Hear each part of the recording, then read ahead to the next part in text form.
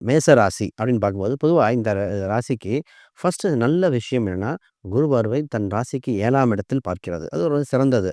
இப்ப 7, 9 மற்றும் 11ஆம் இடத்த பார்க்கறனால, இவங்களுக்கு கிடைக்க வேண்டிய விஷயங்கள் அனைத்தும் கிடைக்கக்கூடிய வாய்ப்புண்டு. இப்ப 7 சனி அப்படின்னு பொதுவான அது ஒன்று. ஆனா, அது ஒண்ணு மட்டும் இல்ல, மத்த கிரக அமைப்புகள் நல்லது செய்ய காத்திருக்கு. அப்ப இது இந்த வருடம் 7 சனிய தாக்கத்துல இந்த 1 வருஷம் அதிக நல்ல பலன் தான். முதல்ல திருமணம், திருமணம் சம்பந்தப்பட்ட விஷயங்கள். பொருளாதார ரீதியாக விருத்திகள் அதிகரிக்க போது. சொத்து சுகங்கள் வாங்கணும் அப்படிங்கிற ஒரு எண்ணம் இருக்கு.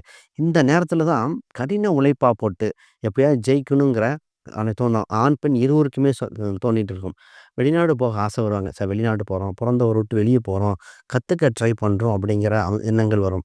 மாணவர்களுக்கு சிறந்த வருடமா இருக்கும். அவங்க தான் நெறைய மதிப்பெண்கள் எடுக்கிறது, கடின உழைப்பு தேவை. அதுதான்.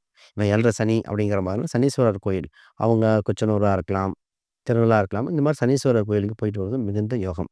இவங்க வழிபட வேண்டியது பஞ்சமுக விநாயகர். அதாவது 5 முகம் கொண்ட விநாயகர் அம்சத்த ஒரு முறை வழிபட்டுட்டு, அப்பப்ப அதோட மந்திரங்கள் இதெல்லாம் வழிபட்டுட்டு வர சிறந்த வருடமா இருக்கும். இவங்களுக்கு அனைத்து யோகங்களும் கிடைக்கும் வருடம் என்று சொல்லலாம்.